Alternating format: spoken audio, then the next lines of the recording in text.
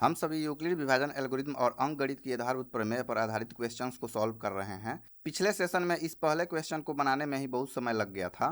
अब हम आगे के क्वेश्चंस को सॉल्व करेंगे। हमें 6 और 20 का एलसीएम और एचसीएफ निकालना है और इसे अभाज्य गुणनखंड विधि से निकालना है। 6 को 2 इंटू 3 लिखेंगे और 20 को 2 इंटू 2 इंटू 5 लिखेंगे। इन सभी संख्याओं के ऊपर पावर 1 छिपा होता है, यानी अगर किसी संख्या के ऊपर घात पावर में कुछ भी ना हो तो समझ जाइए कि इसका पावर 1 है। इसका एचसीएफ 2 हो जाएगा क्योंकि दो दोनों में कॉमन है, बाकी दूसरी कोई भी संख्या कॉमन नहीं है।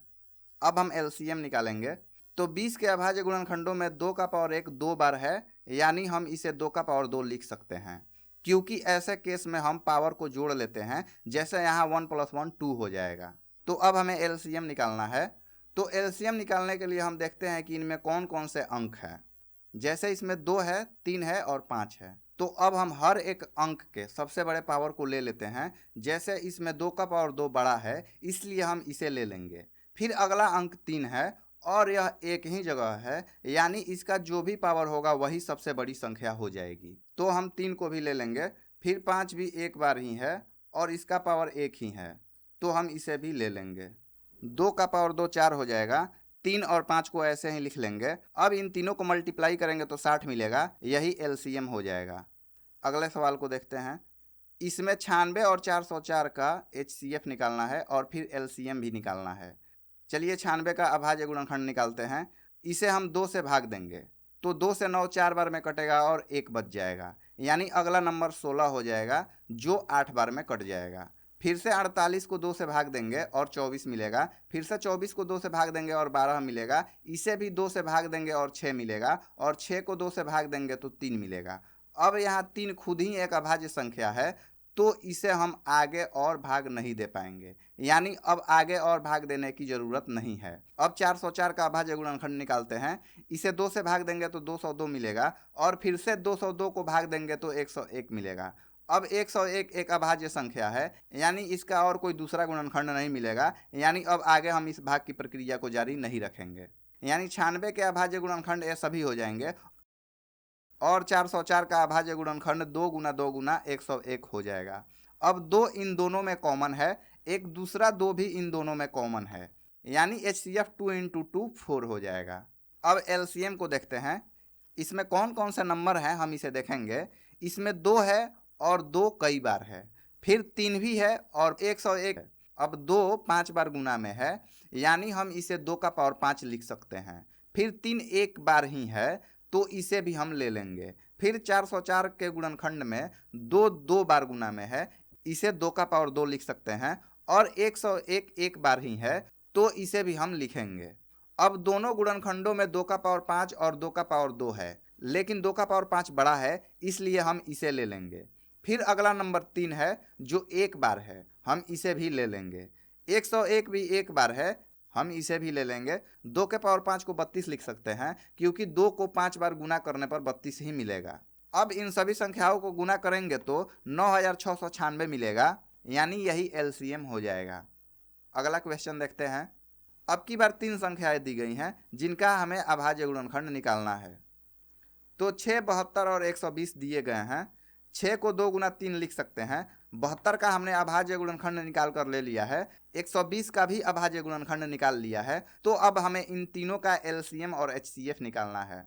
2 इन तीनों में कॉमन है, 3 भी इन तीनों में कॉमन है, यानी हम 2 को एक बार ले लेंगे और 3 को भी एक बार ले लेंगे और 2 गुना 3 6 हो जाएगा, यही एचसीएफ है। अब एलसीएम का पता करते हैं। तो इन तीनों गुणनखंडों में 2 शामिल है, यानी अब हमें यह देखना होगा कि इन दोनों में 2 का अधिक पावर किस में है। तो 2 का पावर 3 यहाँ है और इसके नीचे वाले में भी 2 3 बार ही गुना में है, यानी दोनों में 2 का पावर 3 ही है, तो यही बड़ा हो जाएगा, हम इसे ले लेंगे। फिर हम देखते हैं कि 3 भी तीनों में कॉमन है और यहाँ 3 2 बार है, यानी हम 3 स्क्वायर ले लेंगे। फिर अगला नंबर 5 है जो एक बार ही है, तो हम इसे भी ले लेंगे, यानी हमें 2 का पावर 3 गुना 3 का पावर 2 गुना 5 मिल जाएगा। 2 का पावर 3 8 होता है, 3 का पावर 2 9 होता है। अब इन सबको गुना करेंगे तो 360 मिलेगा, यही एलसीएम है। अगला सवाल देखते हैं। हम पहले क्वेश्चन को बनाएंगे, इसमें भी हमें अभाज्य गुणनखंड विधि से एचसीएफ और एलसीएम ही निकालना है। तो HCF का मतलब होता है हाईएस्ट कॉमन फैक्टर यानी महत्तम समापवर्तक। अब 12, 15 और 21 का HCF क्या होगा? तो कॉमन फैक्टर का मतलब होता है जो सभी दी गई संख्याओं को भाग दे, और हाईएस्ट कॉमन फैक्टर का मतलब होता है कि जितनी भी संख्याएं दी गई हैं और यहाँ हमने जो कॉमन फैक्टर निकाला है इसमें से सबसे बड़ा कौन है, वही हाईएस्ट कॉमन फैक्टर यानी HCF हो जाएगा। तो 12, 15 और 21 में सबसे छोटी संख्या 12 है, यानी जो भी संख्या इन तीनों को भाग देगी वह हमेशा 12 से छोटी ही होगी या 12 के बराबर होगी, तभी तो वह 12 को भी भाग दे पाएगी, साथ ही 15 और 21 को भी भाग दे पाएगी। तो यहाँ हमने 12 से छोटी सभी संख्याओं को ले लिया है। अब आप देखेंगे कि 3 ही एक ऐसी संख्या है जिसके टेबल में 12 भी आता है, 15 भी और 21 भी आता है। बाकी कोई भी संख्या नहीं है जिससे कि 12, 15 और 21 को काटा जा सके, यानी HCF 3 हो जाएगा, क्योंकि यही एक अकेला सबसे बड़ा भाजक है जो तीनों को भाग दे रहा है। अब हम इन तीनों का LCM निकालेंगे। अब की बार हम अभाज्य गुणनखंड विधि से LCM नहीं निकालेंगे, हम दूसरा तरीका अपनाएंगे ताकि चीजों को आप और बेहतर तरीके से समझ सकें। यहाँ हमने 12 का टेबल ले लिया है और हमने यह टेबल 10 तक ही नहीं लिया है, आगे तक का टेबल ले लिया है। फिर हमने ऐसे ही 15 का और 21 का भी टेबल ले लिया है। अगर आप इन तीनों टेबल्स में कुछ कॉमन ढूंढे तो आपको कुछ ना कुछ कॉमन मिल ही जाएगा। तो इसमें 420 इन तीनों में कॉमन है। अब भी कुछ कॉमन दिख रहा है या नहीं, ढूंढिए। इसमें 840 भी कॉमन है, यानी हमने 12, 15 और 21 के मल्टीपल्स को ले लिया है और इनमें कॉमन 420 और 840 है, इसलिए इन्हें कॉमन मल्टीपल्स बोलते हैं। और साथ ही 420 सबसे छोटा कॉमन मल्टीपल है, इसलिए इसे लिस्ट कॉमन मल्टीपल बोलते हैं, यानी हमारा LCM 420 हो जाएगा। दूसरे सवाल को देखते हैं। इसमें 17, 23 और 29 दिया गया है। ध्यान दे तो ये तीनों के तीनों संख्याएं अभाज्य हैं, यानी इनका कोई दूसरा गुणनखंड नहीं मिलेगा और इस केस में एक HCF हो जाएगा। अब एक ही क्यों HCF होगा, देखते हैं। अगर -5 कहीं लिखा हो तो वह -5 ही होता है, लेकिन अगर इसमें से माइनस साइन को हटा दे तो हमें सिर्फ 5 मिलता है, और 5 को हम मानकर ही चलते हैं कि इसके आगे प्लस साइन छिपा हुआ है, यानी अगर किसी संख्या में आगे कोई साइन नहीं है तो बाय डिफॉल्ट वहां प्लस साइन होता ही है। ठीक वैसे ही जब हम दिए गए संख्याओं का HCF निकालते हैं और वे संख्याएं अभाज्य हों तो उनका HCF बाय डिफॉल्ट एक ही होता है।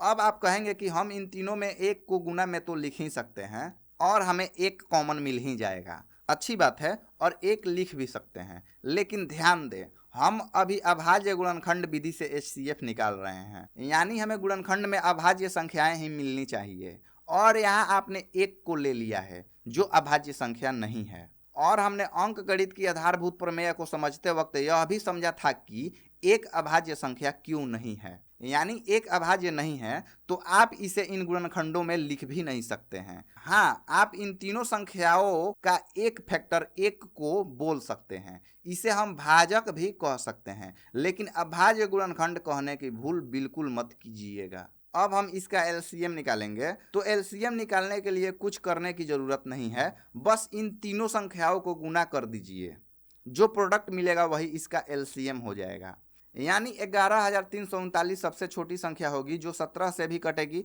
23 से भी कटेगी और 29 से भी कटेगी। ऐसा क्यों होता है कि हम इन तीनों संख्याओं को डायरेक्ट गुना कर देते हैं और हमें LCM मिल जाता है। तो देखिए, जैसे हमने 2, 3 और 7 ले लिया है, ये तीनों अभाज्य हैं, यानी LCM 42 हो जाएगा। अब 2 के टेबल में 42 21 बार में आता है, 3 के टेबल में 14 बार में आता है और 7 के टेबल में 6 बार में आ जाएगा। आप 42 से छोटी कोई भी संख्या नहीं ढूंढ पाएंगे जो 2, 3 और 7 तीनों से कट जाए, यानी 42 का अभाज्य गुणनखंड 2 गुना 3 गुना 7 हो जाएगा, यानी 2 भी 42 का भाजक है और 3 भी है और 7 भी है। ठीक वैसे ही इस क्वेश्चन में भी दी गई तीनों संख्याएं अभाज्य हैं, इसलिए हम इन्हें डायरेक्ट गुना कर देंगे। अगले सवाल को देखते हैं। ए वाला भी पिछले क्वेश्चन जैसा ही है, लेकिन ये तीनों संख्याएं भाज्य हैं। तो यहाँ हमने 8 का, 9 का और 25 का अभाज्य गुणनखंड ले लिया है। इनमें आप देख सकते हैं कि कुछ भी कॉमन नहीं है, यानी बाय डिफॉल्ट इनका हाईएस्ट कॉमन फैक्टर 1 हो जाएगा। अब इनका LCM क्या होगा, तो इसमें 3 संख्याएं 2, 3 और 5 हैं, यानी हम इसके सबसे बड़े पावर वाले नंबर को ले लेंगे। तो 2 3 बार गुना में है, यानी 2 का पावर 3 ले लेंगे। इसे हम 2 गुना 2 गुना 2 भी लिख सकते हैं। फिर 3 2 बार है, यानी हम इसे भी ले लेंगे, और 5 को भी 2 बार ले लेंगे। आप देखें तो 8, 9 और 25 को ही यहाँ हमने ले लिया है। इन तीनों को गुना करेंगे तो 1800 मिलेगा, यानी एलसीएम 1800 हो जाएगा। चलिए अगले सवाल को देखते हैं। इसमें भी हमें एलसीएम और एचसीएफ ही निकालना है और चेक करना है कि एलसीएम और एचसीएफ को गुना करने के बाद जो मिला है वह दिए गए दोनों संख्याओं के गुणनफल के बराबर है या नहीं। इस चीज को हमने पहले ही समझ लिया है जब हम यूक्लिड विभाजन एल्गोरिथम के बारे में समझ रहे थे। तो चलिए पहले क्वेश्चन को देखते हैं। 26 को 2 गुना 13 और 91 को 7 गुना 13 लिख सकते हैं, यानी हमने इसका अभाज्य गुणनखंड ले लिया है। अब इन गुणनखंडों में 13 कॉमन है, यानी HCF 13 हो जाएगा। अब एलसीएम निकालते हैं, तो इसका एलसीएम 2 गुना 7 गुना 13 हो जाएगा। हम 13 को एक बार ही लेंगे क्योंकि 13 दोनों गुणनखंडों में शामिल है, यानी 13 का सबसे बड़ा पावर 1 होगा, इसलिए हम एक ही 13 को लेंगे। इनको गुणा करेंगे तो 182 मिलेगा, यानी एलसीएम 182 है। अब एलसीएम और एचसीएफ को गुना करेंगे तो एलसीएम 182 है और एचसीएफ 13 है।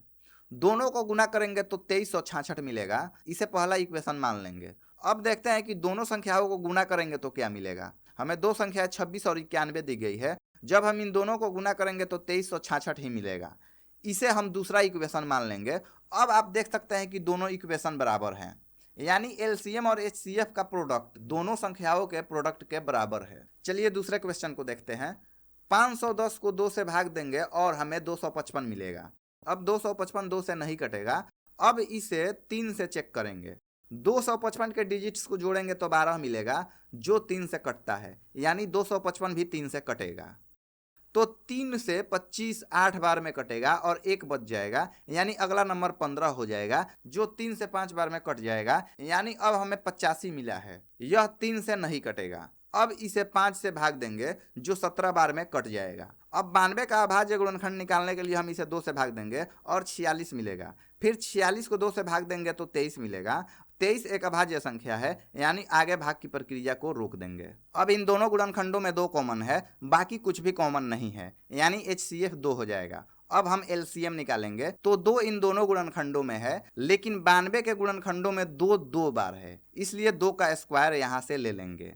फिर अगला नंबर 3 है, जो कि 1 बार ही है, तो हम इसे भी ले लेंगे। वैसे ही 5 और 17 एक एक बार है, हम इन्हें भी ले लेंगे। 92 के गुणनखंडों में 23 भी है, तो इसे भी हम ले लेंगे। इन सब को गुना करेंगे तो 23460 मिलेगा। चलिए अब LCM और HCF को गुना करते हैं। तो LCM 23460 है और HCF 2 है, यानी हमें प्रोडक्ट 46920 मिल रहा है। अब हम देखते हैं कि दोनों संख्याओं को गुना करने पर क्या मिलता है। पहली संख्या 510 है और दूसरी संख्या 92 है। इन दोनों को भी गुना करेंगे तो 46920 ही मिलेगा। चलिए हमने इसे भी वेरीफाई कर लिया। अब अगले क्वेश्चन को देखते हैं। तो अब की बार 336 और 54 है। इसे अब आप खुद से भी बना सकते हैं। आप पाएंगे कि HCF 6 मिल रहा है और LCM 3024 मिल रहा है। चलिए अगले सवाल को देखते हैं।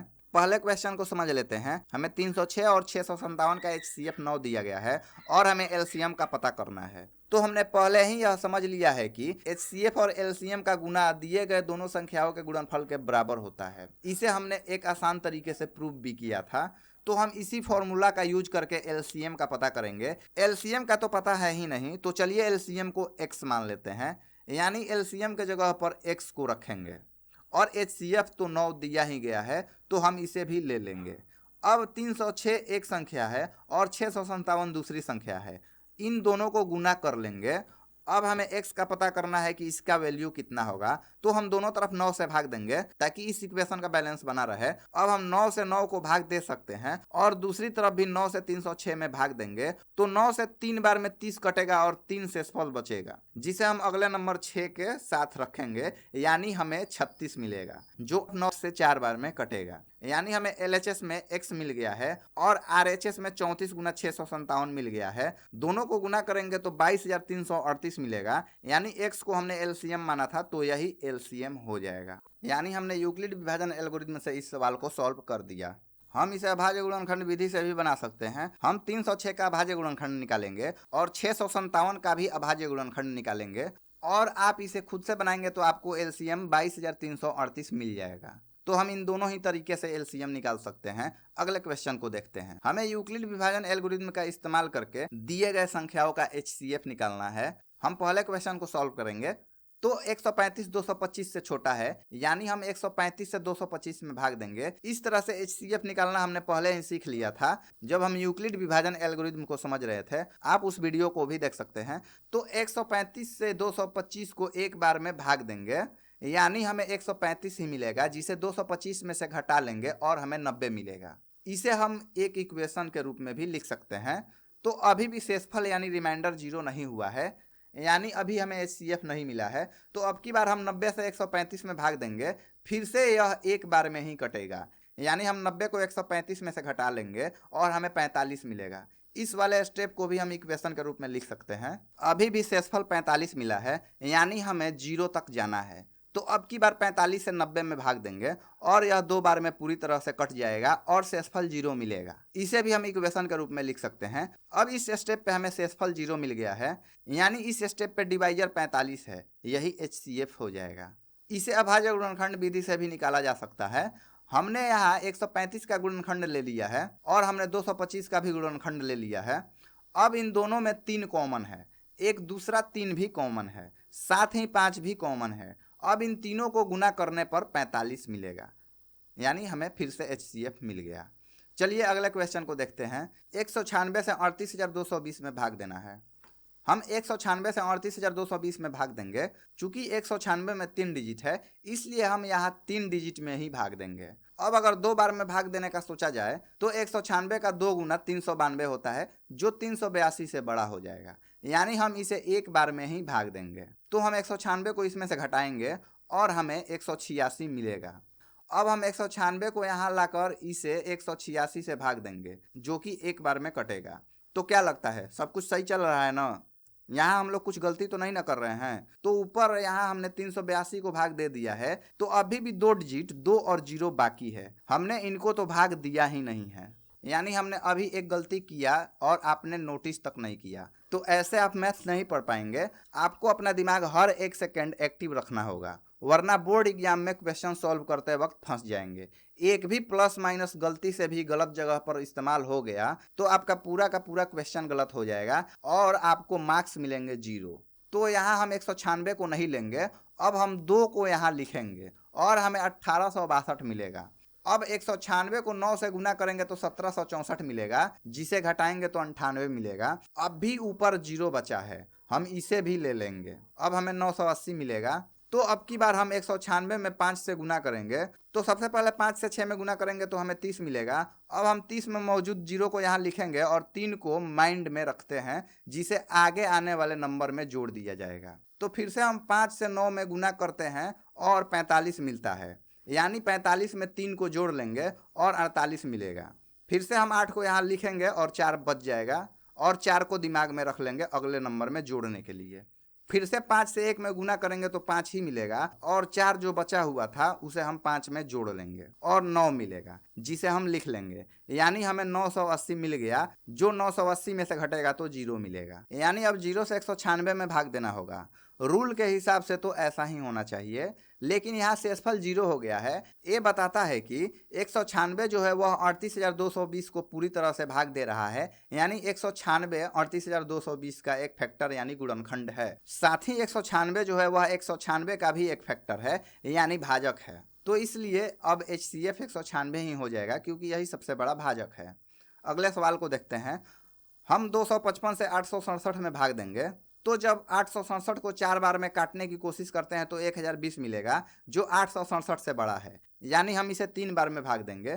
तो 255 का 3 गुना 765 होता है और इसे घटाने पर 102 मिलेगा। चूंकि यहाँ रिमाइंडर 0 नहीं हुआ है, इसलिए हम 102 से 255 में भाग देंगे तो यह 2 बार में कटेगा और 204 मिलेगा।